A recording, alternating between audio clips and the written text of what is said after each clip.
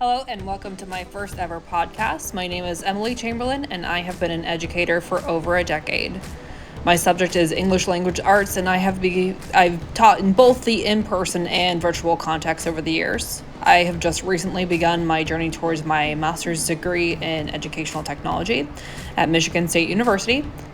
And this podcast today will be focused on an important element of the mainstream classroom, which is neurodivergent students. And I am joined today by Steve Chamberlain, a parent of multiple neurodivergent students. And obviously, footnote, this is my husband. And I have easy access to him, so that's why we were able to get him for this podcast today. In the future, I will be sitting down with others that are also in the educational field, but for today, for this kind of practice round of the first podcast, while we're talking about neurodivergent students in the classroom, starting off with a neurodivergent parent that I happen to know pretty well. So tell us a little bit about yourself. Well, I am your husband. I don't know. Tell us background. Background of the children, background of me. Background of you, and then you can tell us a little bit about Probably grew up kids. in a small town in West Virginia before all of this. Before this life. Before this life. Before being told that, you know, the feeling of being different is actually a common thing. I don't know. You know, what's normal to me may not be normal to other people. So you don't really, at my age, you don't really see that until now. You didn't see that 20, 30, 40 years ago. Yeah, so that's something that a lot of research that I've looked at has mentioned. There was something that we read earlier in the semester that was a quote from, it was somebody who was talking about a very famous dancer. She's the one who was the choreographer for the Broadway production of Cats, Yes. Andrew Lloyd Webber Cats. And she had a lot of struggles in school because basically she sounds like she was ADHD, but that was back before all of the diagnoses that we see nowadays. And the doctor, after mom bringing her to the doctor multiple times, the doctor or the psychologist finally looked at her mom and said, there's nothing wrong with her, she's just a dancer. And that was a quote that always really stuck with me. I've heard that quote way back in the past because I love Cats and I love Andrew Lloyd Webber.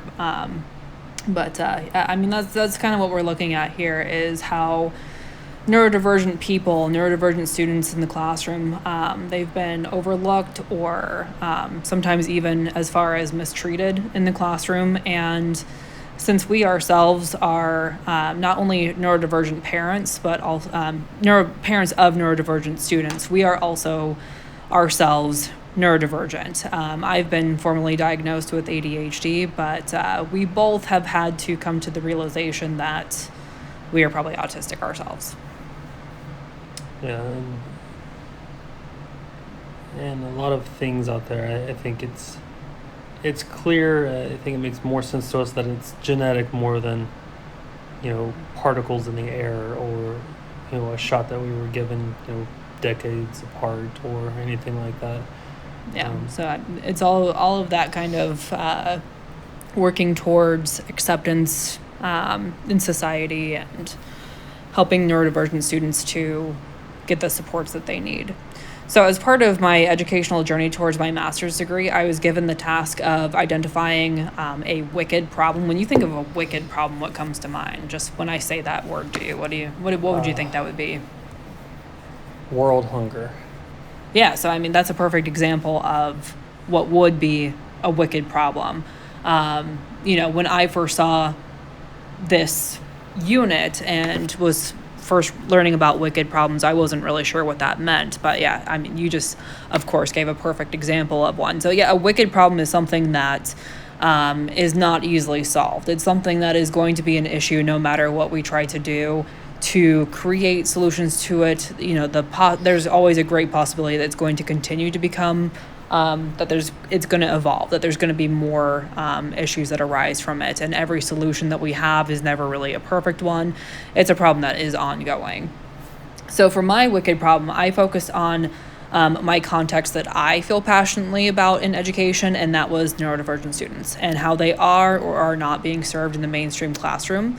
This is an important topic to me because, as Steve knows, I've got neurodivergent kids, and I was a neurodivergent kid myself that struggled. And I didn't get the supports that I desperately needed until I was way further into adulthood. You've experienced the same things. What were some things that you saw over the years? What were some things that you felt? I don't know, just me personally, it's hard looking back and seeing like, oh, I should have had this option or that option. I was perfectly content with, staying hidden in the back of a classroom, or, with our last name at the front of the classroom. I worked hard at being, quote unquote normal.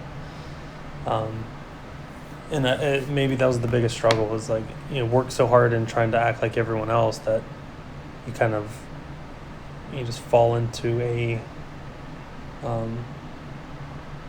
complacent of just existing in a world where you're not an individual anymore. You're just kind of looking what everybody else does, and you're following along with it instead of, hey, I need help. I don't feel I'm very good at this subject. I need help with that.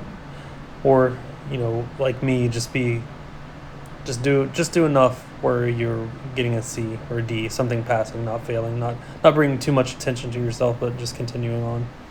Yeah, so this is something that's really interesting for a lot of us older, possibly still undiagnosed neurodivergent people that now have neurodivergent kids. Not only are we trying to help them be successful, but we're also learning all of the ways that we were overlooked. And my experiences were very similar. I always tried to be a wallflower. I was never enough of a distraction in the classroom that it would warrant teachers trying to help me out. I just kind of scraped by, just like Steve was just saying. This is just kind of where all of this begins. This is the backstory to why I have all of this interest in this. I have really made it my mission to kind of take this on, even before I identified this wicked problem or came into this class where I was going to be asked to identify a wicked problem. This is something that I've really been passionate about for a while now that I've got neurodivergent kids of my own. So I've seen it in my field. I've always wanted to make sure that I support these students to the best of my ability. I want to see changes happen on a larger scale, though. That's something that you and I talk about. I am happy to try and support my children and myself and my students, but I want to see more changes on a larger scale. Yeah, I think just with us, we're learning of all these options just even outside of school, that like the advocates. We didn't realize that's in most states is pretty much a free thing that you have to seek out. It feels like nobody comes out and tells you these things. You just run across them by chance. We need a neurodivergent handbook to try and get through life. So as I took on this wicked problem, something that was part of the process here was to help me better understand the issue. I was collecting information that would help me with possible solutions to this issue. So I created a survey and sent it out to other educators who work in the educational field. Steve, you're the parent of neurodivergent students, so I am interested in your perspective on these issues from that context. I wanted to hear from educators because I think that that's more what I'm focusing on in terms of how we can make these changes, but there's others that are part of neurodivergent students' lives that also have very valuable input. So I'm excited to see what you say in response to some of these questions. So I'm going to go ahead and launch into these questions now. You ready? Yep. All right, so first, when you were, and we already kind of touched on a little bit of this as we were getting some of that background. When you were in school, how many neurodivergent students were there in each of your class periods? So if we look at the definition of neurodivergence, so first, you and I usually think of like ADHD, ASD, autism, and it's also things like dyslexia and dyscalculia, which is like dyslexia but with numbers. It's things like blindness, deafness, OCD, and ODD, which is oppositional defiant disorder. So thinking about that, when you were in school, how many neurodivergent students were in each of your class periods? If we're doing like an average, probably at least I can think of 3 or 4 people. And they're small enough that we would, you go to the same class with the same people or different times of day. But I would say at least 3 or 4. That hourly that you could tell something was a little different than, just, the athletes and the cheerleaders and the preppy kids, and you could tell, some of the other kids weren't. They weren't part of the clique. They were kind of either off in their own clique themselves or just, kept to themselves, kind of like what I did. Yeah, and I don't know if it was different for me. You were from a small town. I don't know if it was different for me, but I feel like a lot of the students that would be identified as autistic now, I feel like they were just completely out of our classrooms back when I was going through school. I feel like, like one of our boys would have been in a completely different classroom. They wouldn't have had a chance. So, that's another interesting thing, is just the way that this has changed over time. If neurodivergent students were displaying difficult behaviors, where were they sent when you were in school? Usually it's, I guess, it'd be considered like a behavior issue. So, suspensions or kicked out of the classroom, kicked into the hallway. Yeah. Sent to a guidance counselor, the principal, in-school suspensions, out-of-school suspensions, without much, defending yourself or reasons why. Yeah, so that was something that was interesting to me as I was doing this study.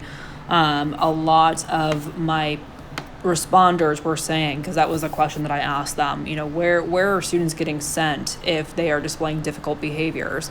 And 44% of them said that they are sending them to the hallway. And that was something that I mentioned in my just preliminary discussion of my data, was that I don't really agree with that. I know that we sometimes need to do what we need to do.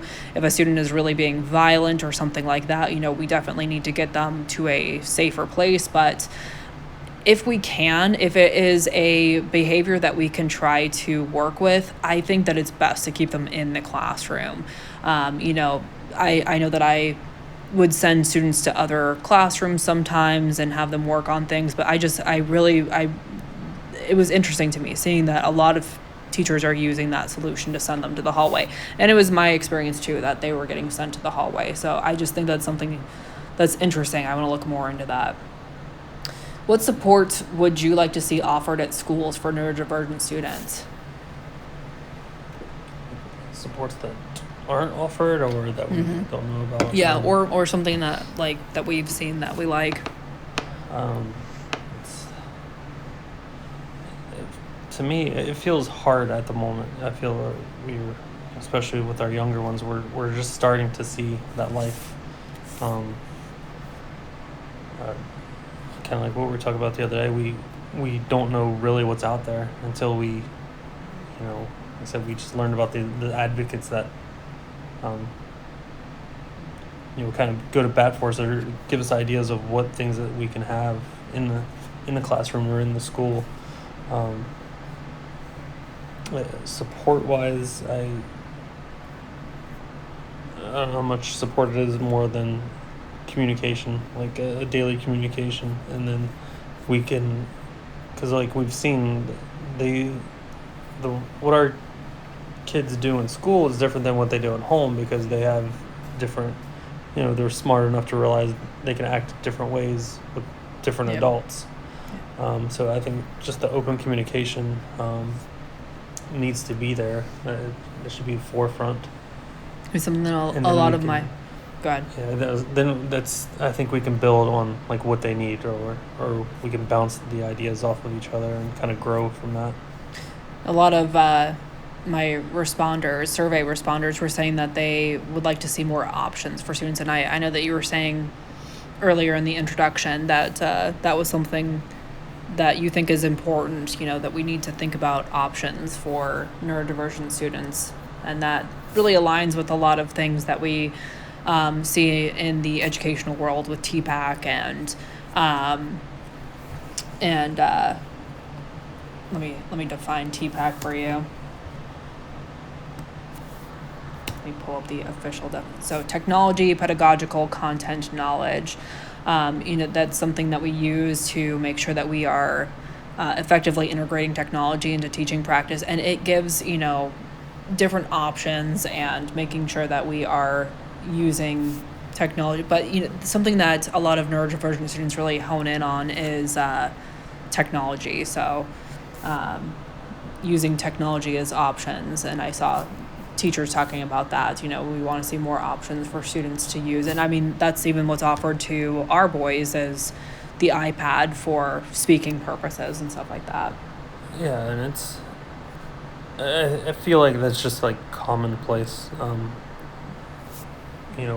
As technology improves, the school system and the parents, everybody has to improve with it. We just can't fall behind just because the old way of doing things was easy or worked out better in that moment in time. When do you think teachers would be most open to neurodivergent students openly STEMming? I guess the easy answer is when it doesn't cause a distraction for everyone else. I mean, we have two boys that STEM pretty hard. They smack on tables and they smack on their legs and they are loud, vocal, but they're also 4 and 5 years old. Our two little autistic ones.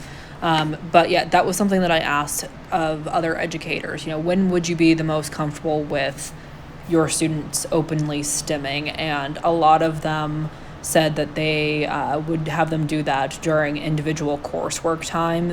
A lot of them, the least chosen one was that was during instructional time, which I think is interesting because when you're really focusing on something, even you and I, we STEM, something that I do constantly that I didn't realize is STEMming is I'm always playing with my hair. And that was something that I had to learn early on, was that was an acceptable form.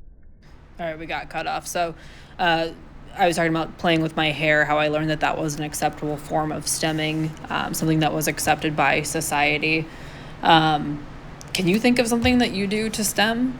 I don't know. Currently, I don't know. I vividly remember in school like clicking pens. And, yeah. Especially like they're saying during instruction time, I would kind of just like scribble circles or kind of color in corners of pages and just. What about like picking at things? Did you pick at your nails or? No, never picked at nails or anything like that. It was always a utensil, a pen, pencil, just kind of scratching on paper. And if it was a clicker, I would click on the pens.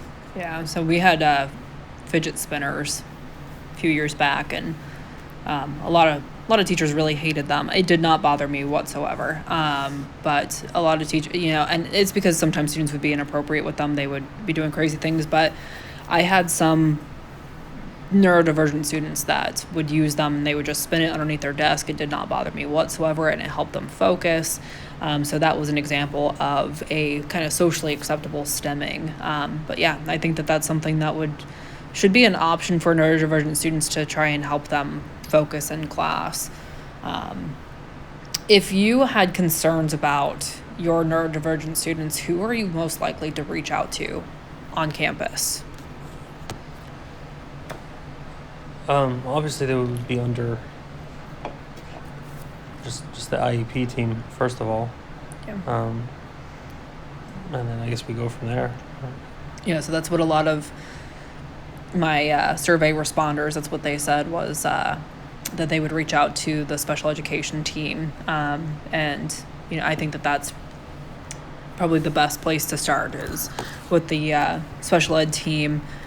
And I also asked them if you didn't know something, if you weren't sure how to handle a certain situation with a neurodivergent student, did you get the help that you needed? And let me look at the exact percentage. The percentage for that, did you get the help that you need, was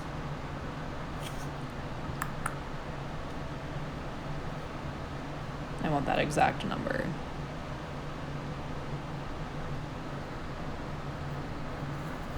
77%, 77.8%. Did you get the assistance that you required? And they said yes. So,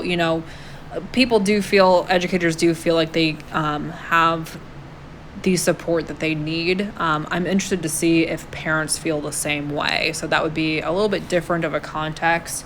Because I would be interested to see if it's not a lot less for parents, if they feel like they are very frustrated, because we've been through this now. It can feel really daunting when you feel like you need help with your neurodivergent student and you're not sure where to go. Sometimes it feels like everywhere you turn, you hit a brick wall, whether it be the pediatrician or the teachers, or even their IEP team. Sometimes it feels very frustrating. And, we're just now learning about like school advocates and stuff like that. So I just wish that there was easier ways for parents and the students themselves to find all this information.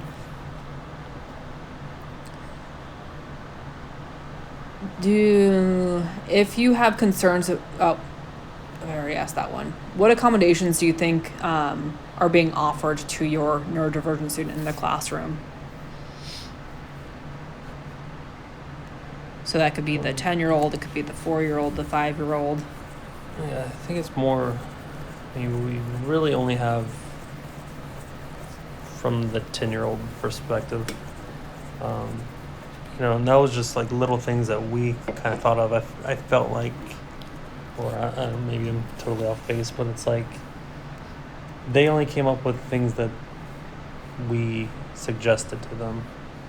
At least the past, since we've been up here. Yeah, and that's another thing, right? Like, it seems like sometimes you get a really good batch of support system for your neurodivergent students, and sometimes you don't, because we suggested those things to her IEP team, but it's because we had already seen it be used with teachers back in Arizona. So we had already seen, and that's something that I've said over and over again. I wish that there was like a handbook, a menu of different supports for me to choose from. It's really daunting. Like, even me as someone who works in education, it's really daunting for an IEP team to sit down with me and say, well, what supports do you want? What do you think would help them? And I scratch my head and go, I don't know. I'm just going to trust that you will provide them with things that will help them. And I like that was the way that I worded it was, I wish there was a menu. I feel, at least in this situation that we were in, it's like, it feels like they didn't give us anything back.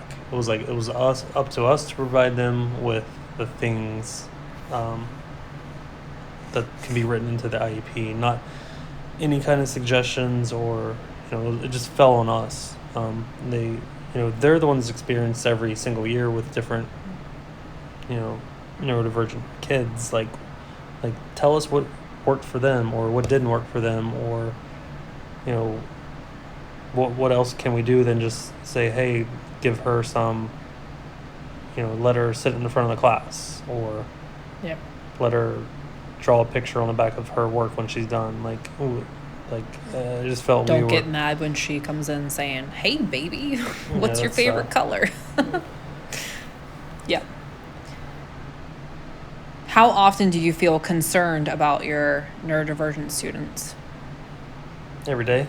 Yeah, so that was something that was super interesting to me, because my survey responders, and I think that maybe it's just like it comes down to the nitty gritty. Like, maybe I need to find a different way to word it or something, but my survey responders, when I ask that question of them, because that's how we feel. We are worried about them every single day, all day long. And it could be their age, but even our 10-year-old we're worried, or even the 16-year-old we're worried about all day. because he's ADHD. We suspect that he's probably also autistic, but when I asked that of my survey takers, how often do your parents of your neurodivergent students, how often do they express concerns to you? 55% said sometimes, and I was expecting that to be frequently. The different options were frequently, sometimes, rarely, or not at all. And so thankfully, none of them said not at all. But I was really interested that there was no, that it wasn't, the top one wasn't frequently, because that's how we feel. We feel like we're always worried about them. Maybe I just need to reword that a little bit, but that was interesting to me. How often do you express your, when you felt that you did not know how to address concerns or issues with your neurodivergent student, we already talked about that one. I can edit this out. How do you think teachers, peers, and school staff would respond if neurodivergent students were allowed to do things in the classroom that might make others slightly uncomfortable due to social norms, like freely stimming? So I'm just trying to read if students were allowed to freely stim, slap tables and slap their leg and vocally stim, and it made other students a little bit uncomfortable, how do you think teachers and their peers and school staff, what do you think they'd do? That's a tough one, just because I think we both feel that they shouldn't just be allowed to, stim in some distracting way, or a way that it brings a lot of attention to them, because why though? It's not the social norms. Do we need to change the social norms, or is it a good thing that we are expected? It's a tough question, right? Like, yeah, it's hard to answer, because you could have 100 different kids that STEM, and not one of them is going to be the same. You have a classroom just of I don't lots mean a of, class. yeah. I mean, you could be like 100 kids. Or even in a meeting, if we're adults and everyone's slapping the table, right? Yeah, it takes away from it takes completely away from the education system and as a whole. Because ultimately that's what everyone's there for. So when I asked my survey responders that, what if neurodivergent students were allowed to do things in the classroom that might make others slightly uncomfortable due to social norms, like freely stimming or vocally stimming, what are your thoughts on that? And a lot of them had really interesting responses. A lot of them were basically like, I would have a conversation with everybody and say, hey, like, we're going to accept that, as long as it's not, something that is massively distracting, that, we're going to work with everybody and make sure that they are accepting of that. So I thought that was, I found that really, really encouraging.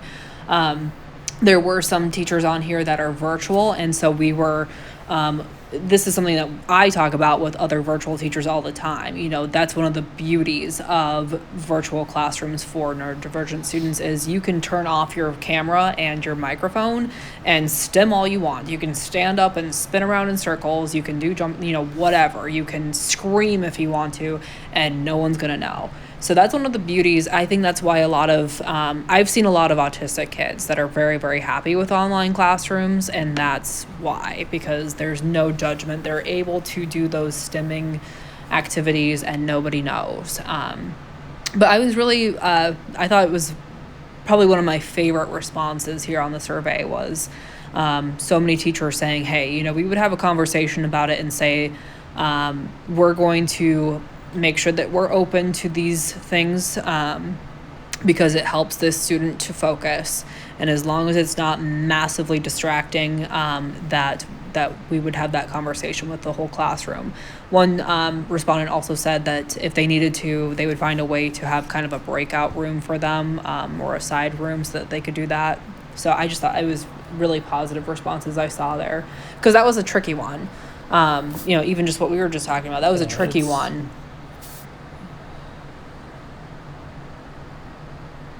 Yeah, just to add on, it's like what level are we talking? Is it standing on the desk and screaming? Yeah, is it screaming over top of everyone, or instruction, or because this is again what brings it back to being a wicked problem, right? It's hard, if not impossible, to find a solution to that, because neurodivergent people need to be able to STEM, but we also have to, like, as a society, have some expectations for, it's a tough one. We do want them to be able to STEM and be able to focus because they're able to freely STEM, but we do need other students. That's why I said, like, slightly uncomfortable. If even if, as a neurodivergent person myself, if my colleague stood up on top of a desk and started screaming in the middle of a meeting, I would be super dysregulated if that happened. So yeah, it's a tough one. How often, we already talked about that. How often are you concerned that they may not be getting, how often are you concerned that they may not be getting the support that they need? For us, it's going to be every day. Yeah, so we talked about, like, how often do you feel worried about them in the classroom, but this is a little bit different. How often are you concerned that they may not be getting the support they need, whether it be in the classroom, in the future, as far as higher education someday, jobs, how often are you concerned? Yeah, and if this was directed at educators or parents, but if it's educators, I'm guessing your pie chart is going to say not as much as a parent, because a parent's going to worry more, and I think the teachers not having that experience with 24/7. Yeah, it's a different context. Yeah, it's our context is more than a teacher that sees them for a couple hours a day, and in a lot of cases just 45-50 minutes a day. Well, we really latch on to our students. We feel like you've heard me talk about it, and I've heard other teachers, whenever I refer to my students, I always say my kids. You've heard me over the years. So we really do latch onto them, and we do care about them. But yeah, it is different when it is your child.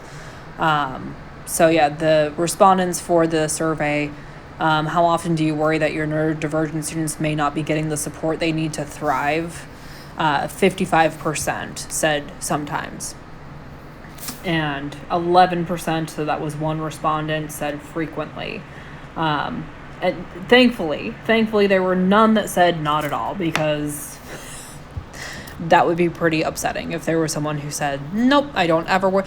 Or maybe they just have a really amazing support system at their school, so they're not at all worried. But, a lot of, like I said, I kind of want to reword those questions where I talked about, how often do you hear from parents, and how often are we concerned about these things with our neurodivergent students? Because I feel like I just wanted more information out of those two questions. But, yeah. So that is the end of our questions. Oh, sorry. Nope, there's one more. Who do you think has the most power to make the necessary changes for neurodivergent students to thrive? Who, as in singular? It could be singular. It could be within it could be anyone. Who do you think has the most power to make the necessary changes? I think it's a society thing, a community thing. It's who in society, or who in the community? Or everyone. I guess community is it's everybody. It's the people voting on funding for schools. It's the parents. It's the teachers. It's the administration. If you had to pick one, so the options that I gave to my survey takers was, who do you feel has the most power to make changes to better serve neurodivergent students? The options I gave them was administration staff, so that's your principals, counselors, school psychologists, etc. Teachers or classroom staff, so that would be including special education, paras, classroom, your normal classroom teachers, parents, politicians, or not sure. For me, it's hard to answer. Like, if it's between those, I would first start with parents, because it's the parents that are going to be fighting for their kids to have these things. It's going to go to the administration or politicians or whatever that's going to keep hearing from these parents and kind of and unfortunately a lot of it's like they're trying to appease parents, so they're going to make these changes without they're not just going to hear from one parent and be like, okay, yeah, we'll do this for all these kids. It's going to be a lot of parents of neurodivergent kids. Yeah. So from those options, that's the first answer. Yeah. But then it goes way deeper. Yeah. And my survey responders, most of them chose classroom teachers, classroom staff. And I agree with you. I think that you get to that point where your teachers and classroom staff are able to make the changes because we have parents that are there saying, hey, I want this. It's like it's not like a to me it's not just a one answer thing. And I know in the survey they had to pick one. I think that I forced them to pick one. And it's because I just was really interested to see if they were forced to pick one, which one they would pick. I don't know if I would open it up to them picking multiple ones, because I just really wanted to see if you were forced to pick one of those, which one would you go with? Yeah, it's not like bashing or anything on like the teachers that are choosing, like, oh, it's us teachers that are the ones that make. It's like, not to me, not really, because how many, in all honesty, how many teachers are going to be like, hey, I got this one student in my class, we need to move the earth and stars for them. I don't feel that would happen probably at all, and if we're being honest, unless they very rarely, I would say maybe one teacher in a few thousand would go that extra step to try to make things change. Maybe you need to come spend more time on campus with me. Maybe. Because that's how a lot of us are. We really. But it's like, how effective is it? It's like, yeah, I mean that is a good point. Yeah, nobody's questioning like the caring. It's just the how effective is it? The administration is like, why voice. do you care about this kid in this class that has this issue, and we don't have that issue with anybody else, but so we're just going to ignore it because the parents don't. I mean, so I mean, who has the more power? Yeah, I get your point. Yeah, who has the more power to go to administration and say, I see this issue? Would it be parents or teachers? That's an interesting point. It probably would be parents. Yeah, if they go to administration and say, we really need this change, it might be. I think that administration definitely listens to us when we voice concerns, but I have often felt that parents really do have that swaying power with admin. It's like you have to be that thorn in their side that it's regardless of your it's context. Like you're trying to pacify the parents, but it actually, to get something done, you feel like you have to be this thorn in their side to at least make it feel that way. Yeah. Well, yeah, this is a super big conversation. It's as far as this actual podcast, this is obviously very diamond in the rough. It's rough. It's not, podcasts often are kind of just candid like this. So it's my first time. It's your first time. But yeah, this was definitely a really good conversation. Like I said, you live with me, so you hear me rant about all this stuff all the time, but it was different doing it in this kind of context where we got to have a more formal conversation than we usually would. But yeah, I'm super interested to see where the rest of this research takes me and where my survey continues to go.